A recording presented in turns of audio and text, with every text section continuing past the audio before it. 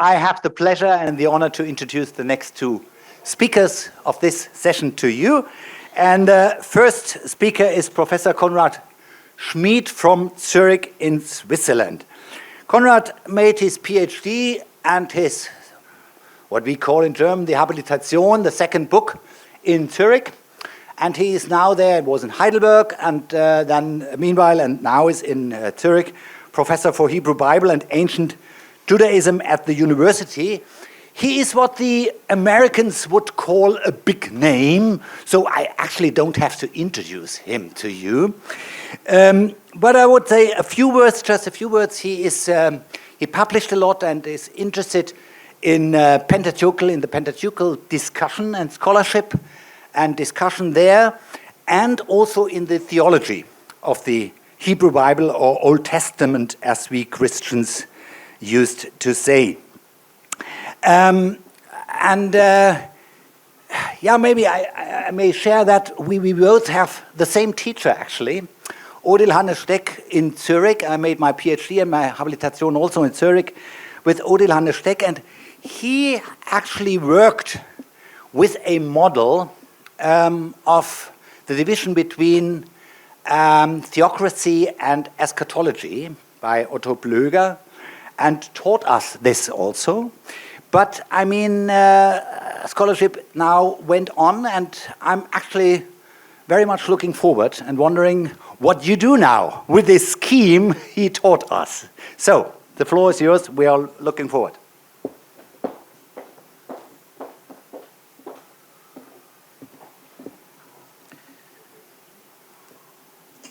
Thank you so much, Reinhard. I actually fit well into the organizational narrative of this day. Karel presented two ideas, Reinhard reduced it to one, and with regard to biblical Judaism that Reinhard mentioned, I will now expand the option again to two, differentiating between theocracy and eschatology, which was actually the title I had announced for my talk, but I changed it into a little bit more poetic one, the sense of which should become clear during my talk. This conference in memory of Shaul Shaked deals with the topic Yahwism under the Achaemenid rule. That was extremely hot debated at the end of the 19th century between the Hebrew Bible scholar Julius Wellhausen and the ancient historian Eduard Meyer, who, in the view of some, was one of the last universal scholars in humanities. I'm speaking of Eduard Meyer. The quarrel between them was, to begin with, about the authenticity of the Aramaic documents in Ezra 4-7, but in the end, it was rather about what role Persian rule played in the development of what both Meyer and Wellhausen called Judaism.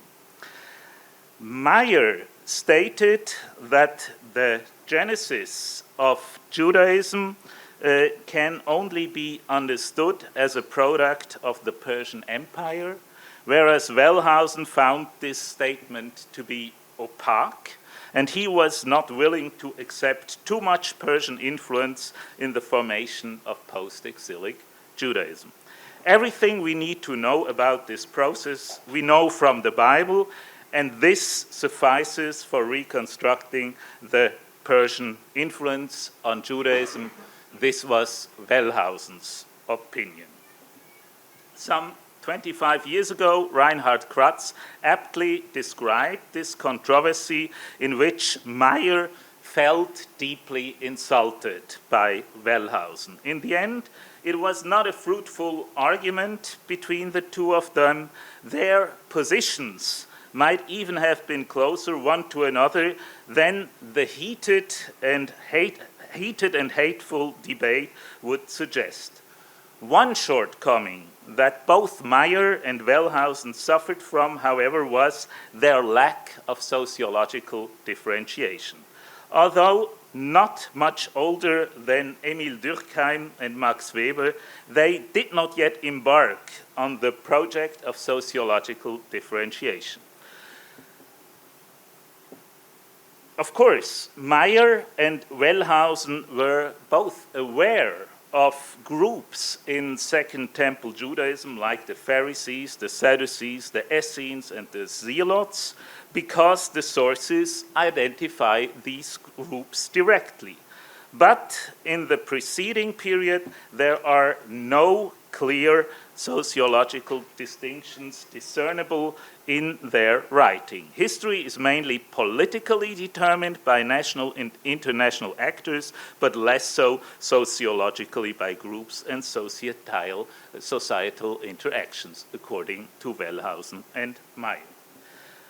Meyer's hypothesis, Judaism is a product of the Persian Empire, was deemed by Wellhausen to be a pointless statement that does not help in us any further in understanding Second Temple Judaism. Meyer was not as wrong as Wellhausen thought. Nevertheless, Wellhausen's influence and exceptional standing in biblical scholarship let his own position prevail for quite some decades.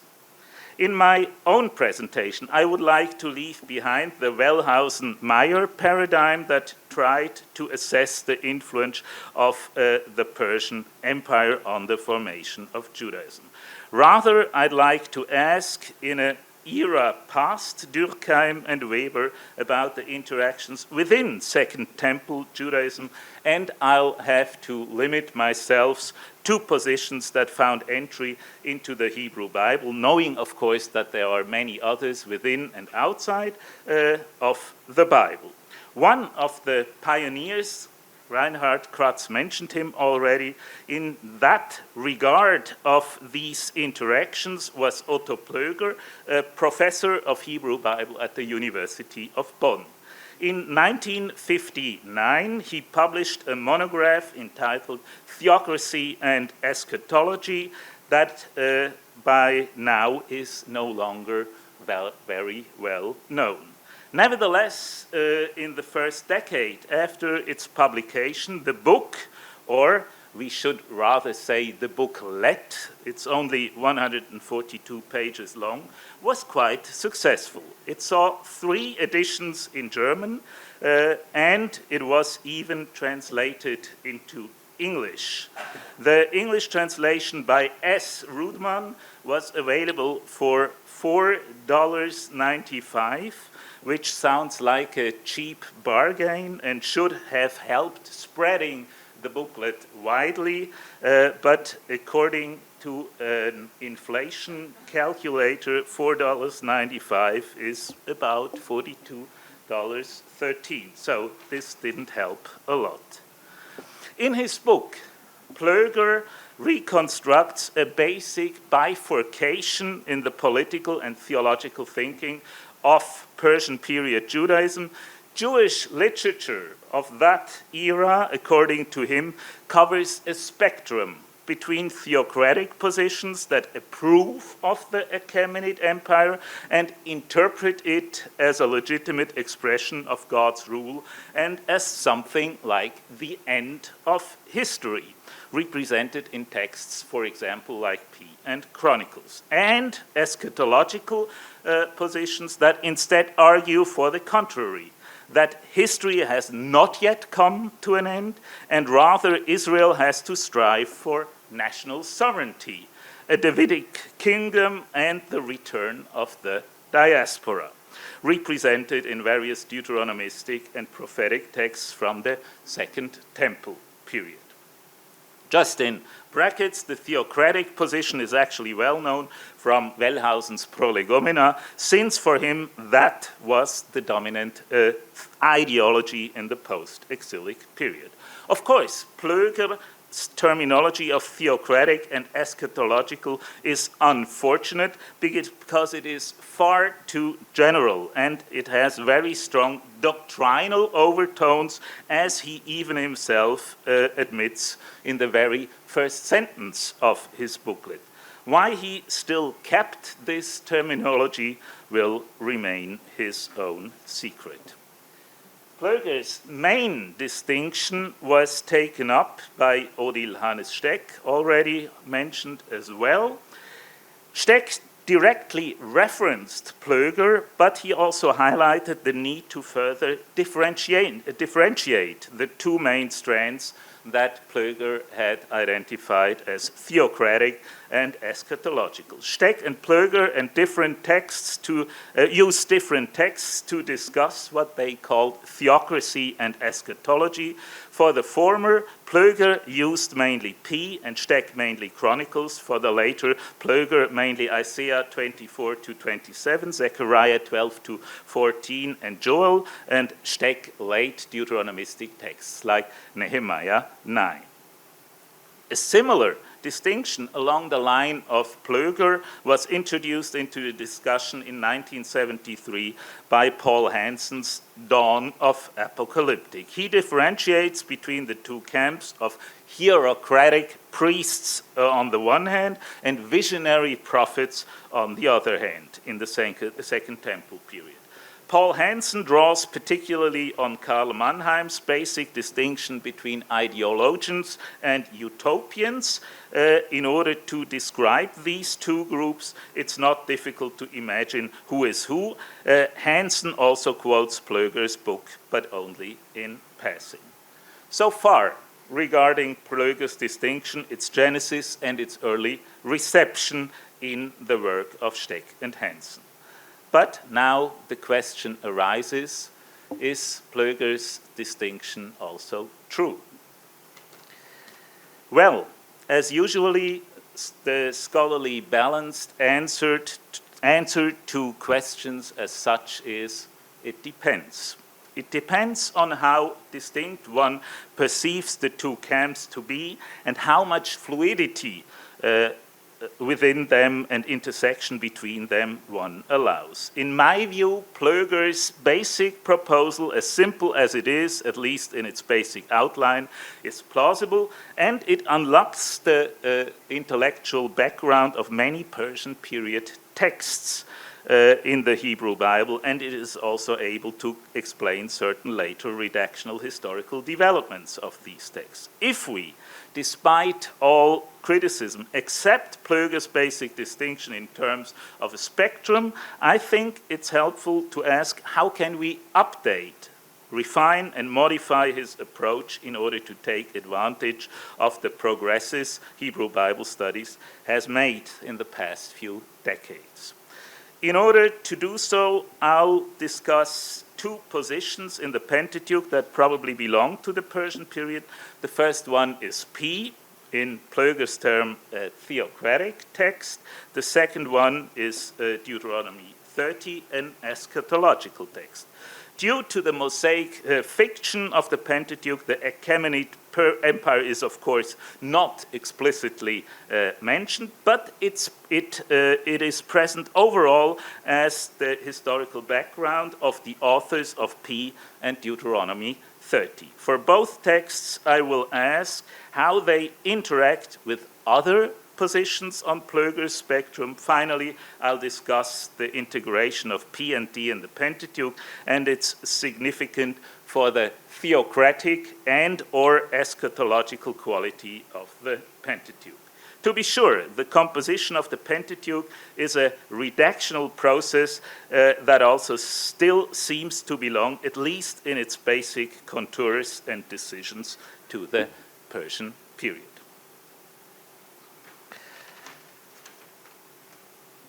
One of the most prominent theocratic voices of early Persian period Judaism in the Hebrew Bible is the so-called priestly document in the Pentateuch, in short, P. I am well aware of the fact that some scholars, particularly here in Israel, date it to the pre-exilic period, but in my view, the resonances with Persian imperial ideology and its dependency on prophetic books like Ezekiel, that I will try to demonstrate in a second, are so strong that I prefer a date in the late 6th century BCE at the beginning of the Achaemenid period. I dare also to speculate that this is the majority's position among Hebrew Bible scholars on a global scale. P is not interested in national or international politics as long as the cult in Jerusalem is not affected. The Achaemenid Empire does not negatively interfere with it, so its foreign rule is acceptable for P. P basically limits itself to describing how Israel's cultic institutions emerge from its foundation history, and its entire narrative thread is located in the mythical past. As Norbert Lofing once put it aptly, P as an overall document does not describe history, but primeval history. P's narrative establishes a perfect cult and describes Israel as centered around that cult, but P does not speak of monarchy nor of a state. It only once talks about kings in Genesis 17:6, where God promises to Abraham that he will make him exceedingly fruitful, and he will make him into nations, and kings shall come from him.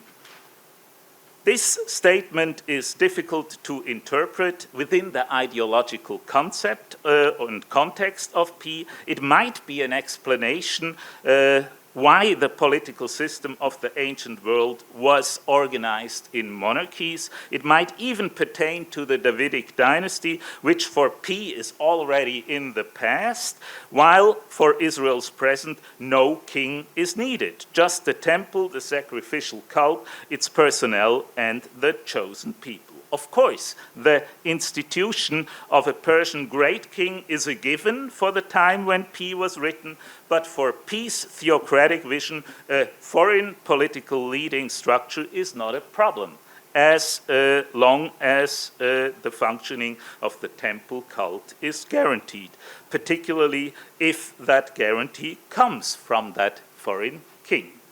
One exception, of course, within the narrative scenery of P is the case of Egypt. Egypt is not part of P's peaceful commonwealth of nations, which might hint towards a date for P before 525 BCE, the conquest of Egypt by Cambyses. Prior to this, Egypt was not part of the Persian Empire, and that could also explain why in P it is particularly Egypt's army, but not its population, that is eventually destroyed in the crossing of the sea, according to Exodus 14. Finally, the overall political structure of the world, according to P, seems to mirror a basic Persian imperial concept. P differentiates between the world cycle, the Abraham cycle, and the Israel cycle. It represents a concentric theological organization of the world in which the creator God is Elohim for the world, El Shaddai for the Abrahamic people, and Adonai for Israel.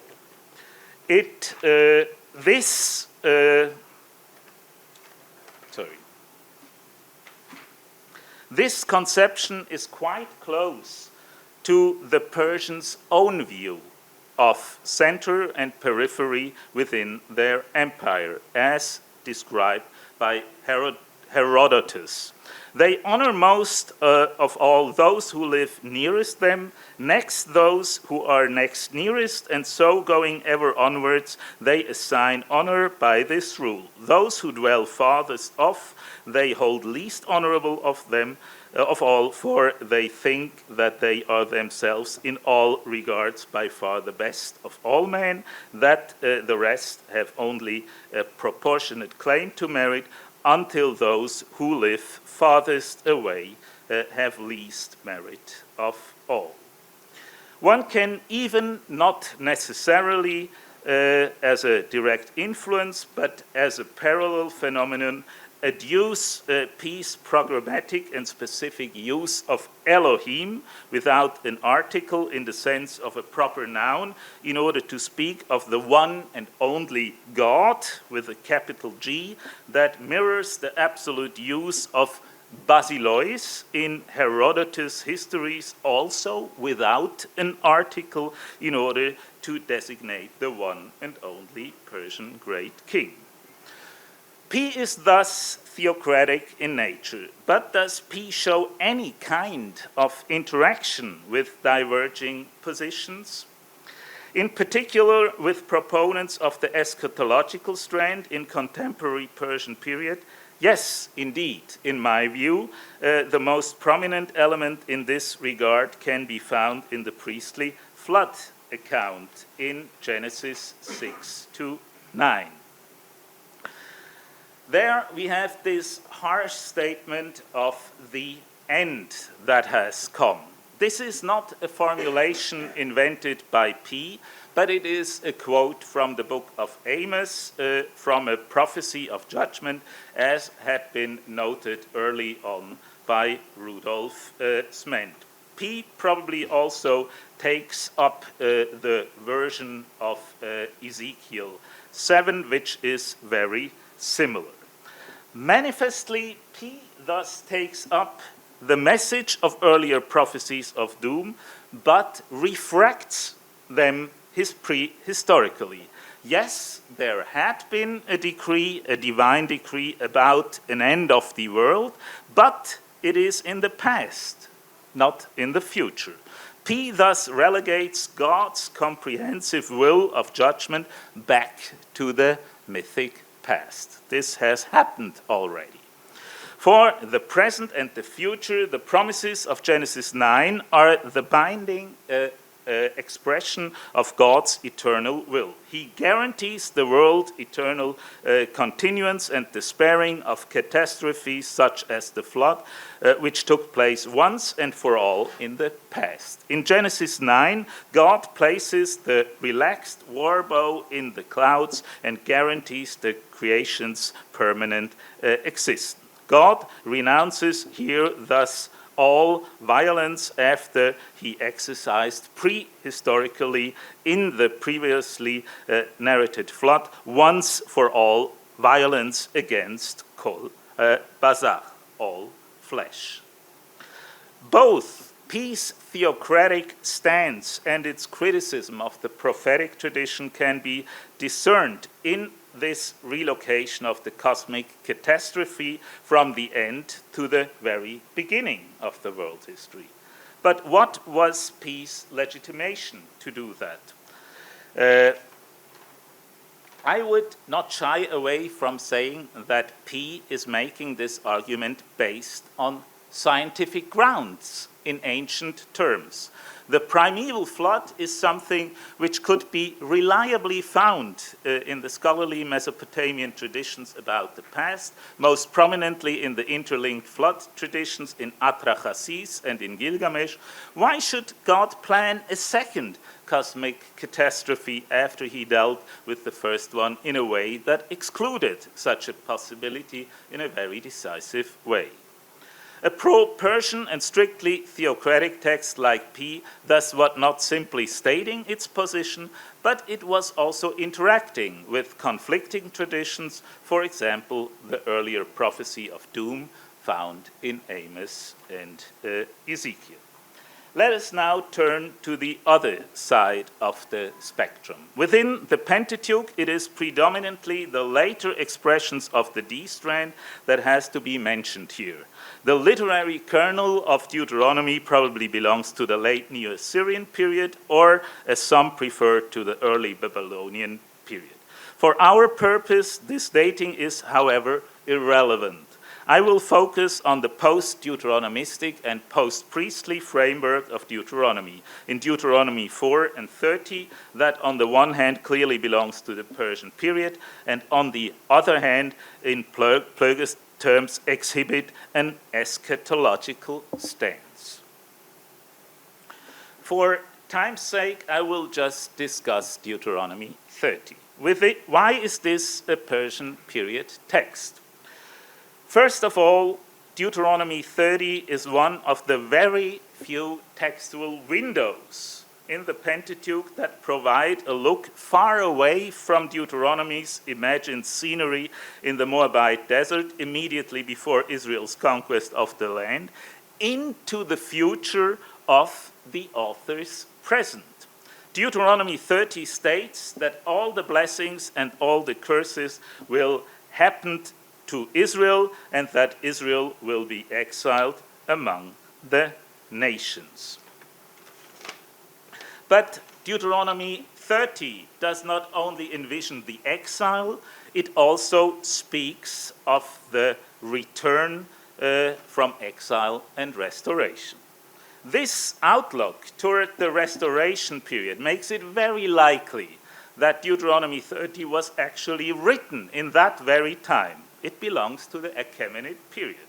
This can be further corroborated by the very close links between Deuteronomy 30 and Deuteronomy 4. The post-priestly origin of Deuteronomy 4 is quite well established since Michael Fishbane, in my view, correctly interpreted Deuteronomy 4 as an inner biblical exegesis of Genesis 1, P, and other texts. Deuteronomy 30 clearly presupposes and even quotes Deuteronomy 4. Therefore, its dating into the Persian period can be quite safely assumed. A quite clear case is provided by the link from Deuteronomy 33 back to Deuteronomy 4:32. After having situated Deuteronomy 30 in the Persian period, let us now look at its content. Interestingly, Israel's restoration is impossible without a fundamental anthropological transformation of the returnees. Oh, sorry.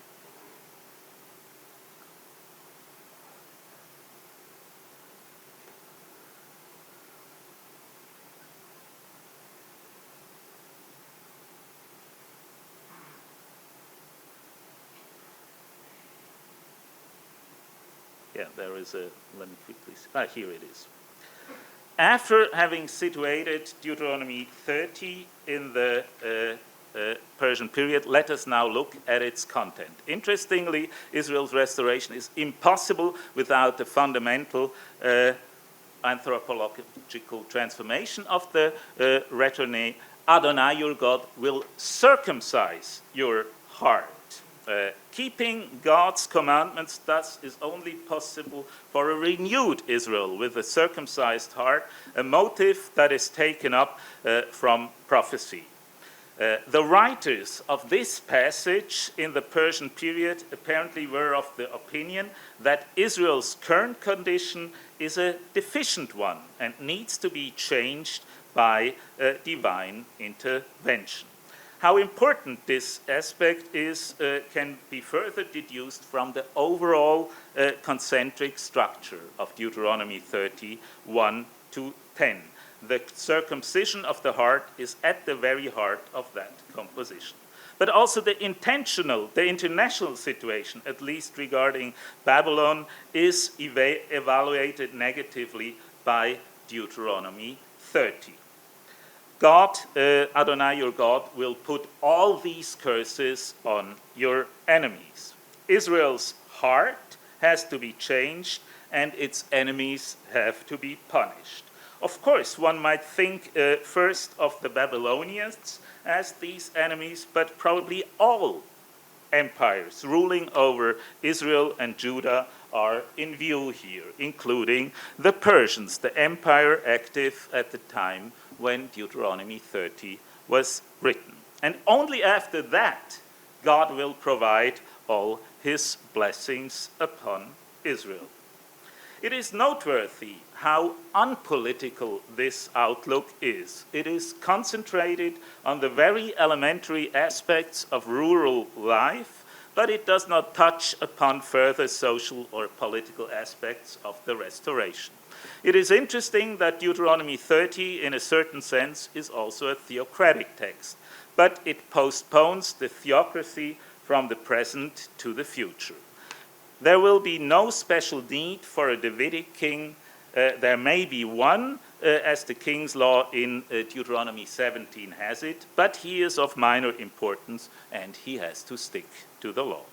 The overall eschatological quality of this perspective of Deuteronomy 30 is finally highlighted by the final statement that links protology and eschatology together.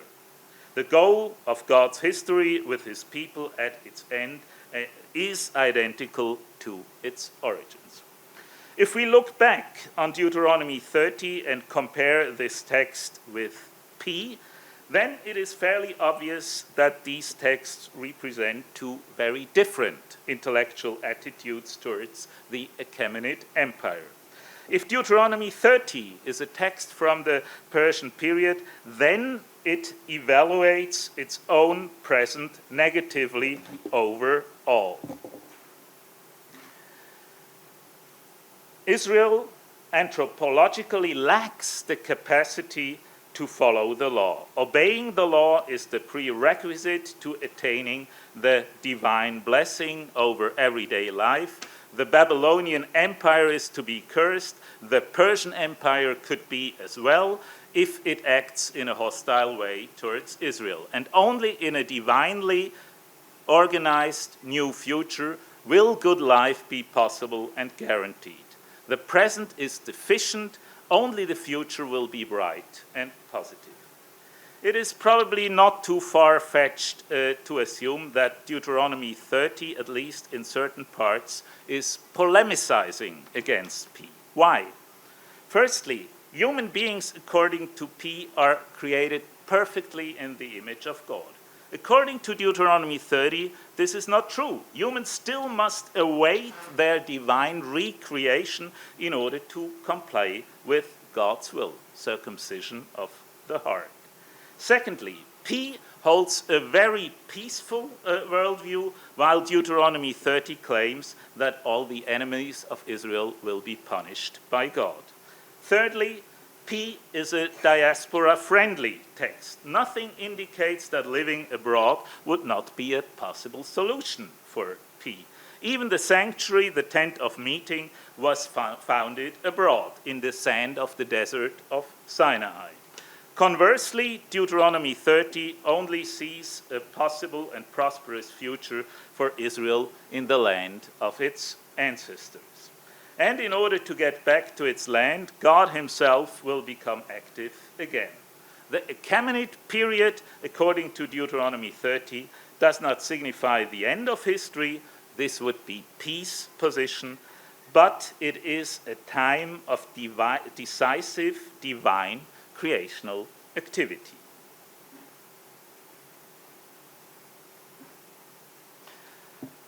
P and D no longer exists as independent texts. They are integrated into the Pentateuch. If the formation of the Pentateuch was, at least in its basic features, a process that took place in the Achaemenid period, how is it to be interpreted regarding its integration of P and D and their respective positions within the theocracy eschatology spectrum? In my view, the answer to this question is a specimen of the ideological compromise character of the final Pentateuch. The sheer co-presence of P and D elements in the Pentateuch attests to the will of its composers to integrate diverging traditions. Erhard Bloom once used the metaphor of fire and ice for P and D in the Pentateuch. In a conceptual perspective, they don't fit together at all. Nevertheless, at some point during the Achaemenid period, they have been woven together in what eventually became the Pentateuch. But what can we say about the ideological shape of the Pentateuch in the late Achaemenid period? In all brevity, I would like to mention three aspects. First of all, as all documentarians ever since Wellhausen's and even before him, Theodor Noldeke, have maintained, P is the Grundschrift, the basic layer of the Pentateuch. It's the most prominent voice in the Pentateuch simply because P's narrative thread served as the basic layer in which the older and the younger traditions had been inserted. Therefore, the Pentateuch has a basic theocratic imprint. Secondly, however, there is one motive that binds all the books of the Pentateuch together. And this is what David Kleins called the theme of the Pentateuch. What Kleins means or meant, unfortunately, by this is the promise of the land to Abraham, Isaac, and Jacob as an oath. This motive appears in comparably few places, only in Genesis 50, Exodus 32, 33, Numbers 32, and Deuteronomy 34. If one includes Leviticus 26, which is related in terms of content, then this theological program, this theological declaration, is the only one that carries through all 5 books of the Pentateuch. Conversely, it never again appears in the rest of the narrative books of the Pentateuch from Joshua to 2 Kings, which is especially conspicuous. And thirdly, in the very final passage of the Pentateuch in Deuteronomy 34, 10 to 12, Moses is presented as the prophet par excellence. One could be under the impression that this is also a hint towards a more prophetic or eschatological imprint of the Pentateuch. But I'm not sure about this. Given the prominence of P in the Pentateuch, and given the statement in Deuteronomy 34 that Moses is above all other prophets, one could also interpret this interpretation of Moses as the prophet, as a theocratic critique of the prophetic tradition within the Nevi'im. So Deuteronomy 34 basically subordinates the Nevi'im to Moses. Finally, was there an external trigger that motivated the combination of D and P, the combination of fire and ice? Why would anyone strive to combine what actually does not seem to go together? The answer offered in a theory developed by Erhard Bloom and Peter Frey in the 80s of the last century is this has to do with the Persian imperial authorization of local regulations, and the Torah might have been the result of such an imperial authorization of local laws. Second Temple Judaism was forced to present a set of laws that represented all of its ideological and theological strands, and the result of this enterprise was a Pentateuch comprising and including both D and P, and also other elements that actually don't really belong together. Of course, this theory is highly contested, but it also has often been misrepresented. Some critiques, for instance, believed that Frey had claimed that the local regulations that were sanctioned by the imperial center had to be collected and to be listed in a central Persian archive. But Frey never claimed that. He rather conceptualized this process of Persian imperial authorization as an ideological means to convey imperial authority to local regulations, but not to establish a real existing comprehensive Persian imperial law that included all its local parts. The Persian Empire had no central law. Rather, the imperial law only existed in local law collections that at their specific place were elevated to the status of imperial law. Another problem is, of course, that among the attested procedures of Persian imperial authorization of local laws, there are no such large legal entities like the Pentateuch. But this might have to do with the fact that larger textual bodies were written on parchment or papyrus and not on stone, and therefore did not survive. Be this as it may, whoever contests the theory of the Persian imperial authorization of the Torah as an explanation for its diversity would need to come up with a better theory as to why the Pentateuch looks the way it does, combining fire and ice. The Pentateuch implicitly propagates the Achaemenid period as the end of history, while at the same time it also is shaped in a way that contests this assumption. Foreign rule is difficult to accept, according to texts like Deuteronomy 30. In the eyes of some, however, it nevertheless included significant benefits for Yehud. The Pentateuch witnesses to both positions.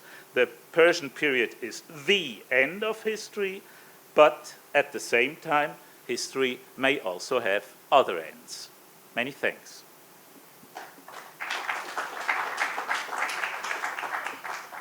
Thank you very much, Konrad, for these insights and this idea of theocracy and eschatology and T.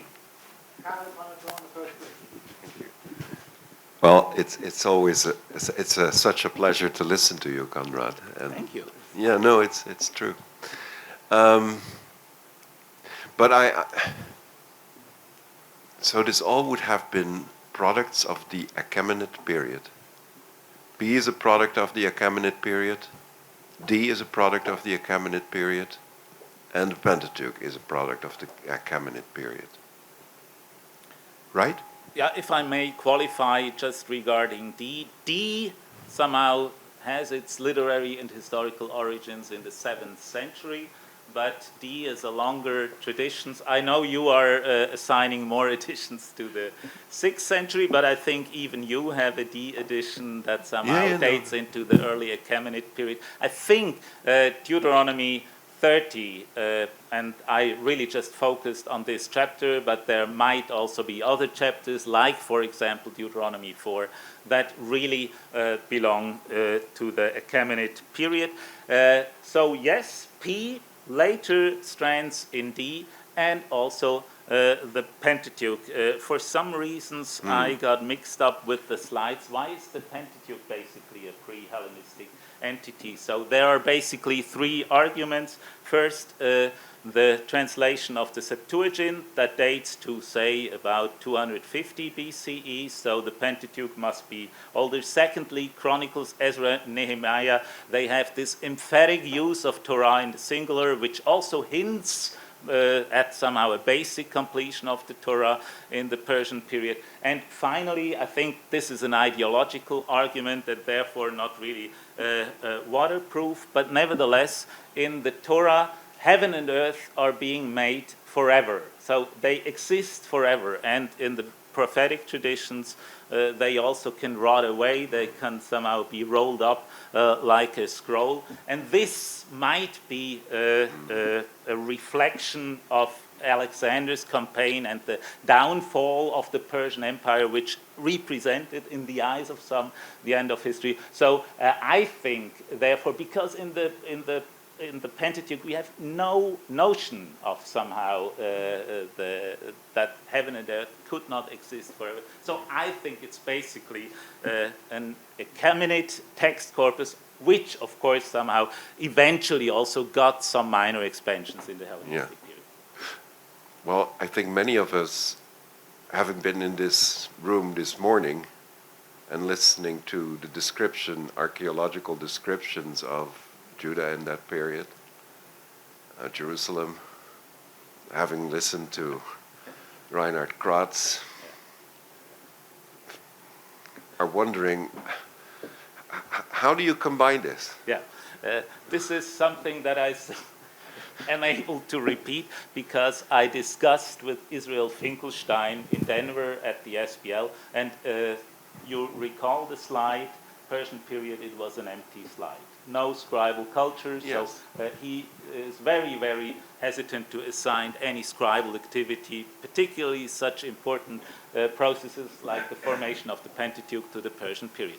And here I told Israel at the conference in Denver, what we have here is conflicting evidence. Archaeology somehow points to the assumption that not much happened in the Persian period. But I think if we look at the Pentateuch, simply by arguments of relative dating of its text, and I think P and the post-P material, which really make up the bulk of the Pentateuch in Exodus through Numbers, this needs to be dated to the Persian period. And therefore, I think we actually only have two escape routes that also Finkelstein basically mentioned.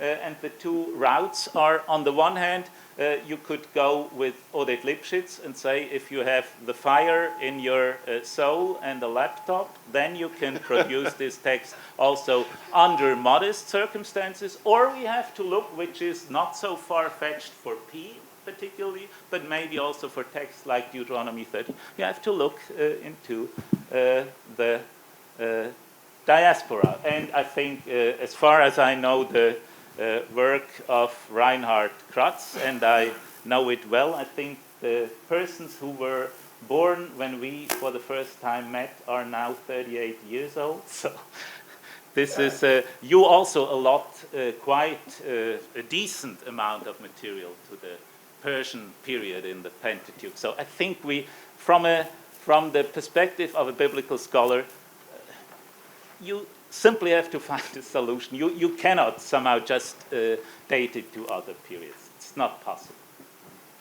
So, thank you. Thank you, Professor Schmid, for this very useful contribution to the representation of the ideas of the end of history circulating within the Achaemenid Empire. So if I may, just a little contribution in order to invite my colleagues in biblical studies to have a look into which one was the idea from the Iranian side about the end of history. Because in Iran, we have a very, at least in the Zoroastrian framework, but confirmed by Greek sources, for instance, Theopompus, about the cosmological and chronological shape, we have a clear idea of the end of history. Time is limited because God created a sort of pocket in the infinite time in order to attract Ahriman to have a fight into a limited dimension. And we will have at the end of the 6th millennium a final battle. The 3 sons of Zoroaster, posthumous sons, will be born 1 millennium, one after the other, and the last, the Saoshant, will resurrect everybody. This is clearly in the Avesta, so not in Pahlavi text, not in external later documents, and it is clear that we will have a frasho curti, which in Pahlavi will be called frashkirt, so the renovation, the making of a word fragrant. And so the idea that this reality should be closed and should be transformed. Shaul Shaked, who used the term transfiguration, is very strongly remarked. So I think that in the future we should even reflect on the potential mutual circulation if, I'm not claiming this, but I invite perhaps in a future discussion to evaluate if there are resonances or potential influences from this Iranian. For instance, my idea is that we have an impact on the later Chiliasm when we will have a development of some ideas. So, okay. Excellent, thank you. The next one is Ingo Cox.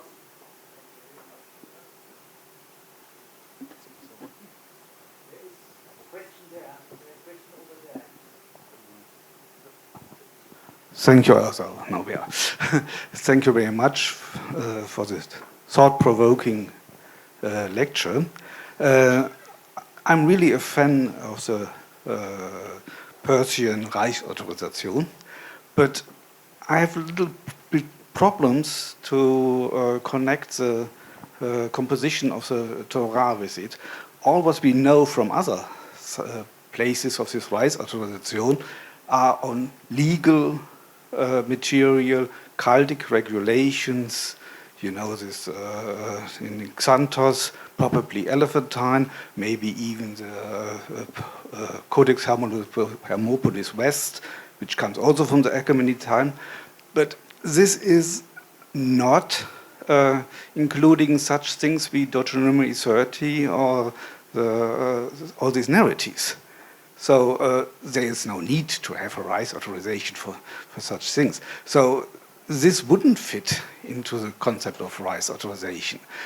Leviticus and a big part of Numeri and Deuteronomy would fit, but not all this, especially those texts you adduced. Yeah, right. I think this is a well-known debate. What was actually Ezra's law according to Ezra 7:12 to 26, where we have this identification of the law of the king and the law of your God, and somehow in earlier phases of scholarship, so people therefore thought, yeah, maybe it's just the legal portions of the Pentateuch that somehow Ezra brought along, or it's just somehow it's just P that he brought along. And I have to admit, I don't have a neat answer here. So I think it's correct. Some people also said somehow texts like Genesis 15, where you have a land promise that goes from northern Mesopotamia to Egypt. How could somehow the Persians authorize such an idea there? So I think we do not really know. I would simply probably be a little cautious towards this traditional distinction between narrative and legal texts in the Pentateuch. I don't think you can, or it's possible to separate them so neatly, one after the other. But I think your objection is really valid, and I'm not sure whether somehow really it was the Pentateuch as we have it. And I know the objections about this idea of a Persian imperial authorization. But for me, the strongest evidence, at least not to immediately abandon the theory, is still this formulation in Ezra 7:12, the law of the king and the law of your God, which apparently, or I don't know any better solutions, refer to one and the same textual corpus. Last question, please. Konrad, thank you so much. It brought me back to many endless conversations I had with David Wright in his office over these kinds of issues, my advisor. I have a methodological question in the end. So if I understood you correctly, you're basing your assumptions about P on a historical paradigm that Jerusalem and the temple was left alone in the Persian period, and on D about a reconstruction period that existed. From the point of view that we saw this morning, as Carl had suggested, it seems that the reconstruction period was a bit of a fiction. And from the point of view of a Persian imperial administrative social history, the idea that the priests of the Temple of Yahweh would be left alone is very fictional. And so, at the same time, I'm with you. There's so many things that feel like these are Persian period texts, or at least episodes in them are Persian period. Why do you feel the need to frame it within a historical argument when you can show quite nicely that the relative literary developments are there, and that somewhere between 580, maybe 540, maybe 525, and maybe 331, this exists? I'm just wondering methodologically why you're doing that. Yeah, maybe the problem is that I really somehow had to pick out two more or less distinct textual corpora. And as for P, I'm actually, I am so bold to date it into the time span, at least somehow for the earliest layer, between 539 and 525. Because P, I think, really somehow presupposes this experience of the Persian Empire as such, but on the other hand, in texts like Exodus 14, it does not yet seem to incorporate, to presuppose the incorporation of Egypt into the Persian Empire. In addition, I would also probably think that P may not yet presuppose the rededication of the Second Temple. Why would you else somehow come up with such a tent of meeting as the image of the central sanctuary? Of course, there are then subsequent editions of P, as somehow D, Deuteronomy 30, is part of a subsequent edition of D, so that even in P we can see in texts like Aged, where you have re-Deuteronomizing tendencies in texts like Leviticus 26, that apparently these positions also change over time, over these 200 years of the Persian Empire, and adapt and react to new experiences. But I would say, so methodologically, I simply somehow try to start with what I think one might be able to say about the dating of P on the one hand, and Deuteronomy 30 on the other hands, and these were just two spotlights on two different phases of the Achaemenid period. Konrad, thank you very much indeed for the last Thank you. and for the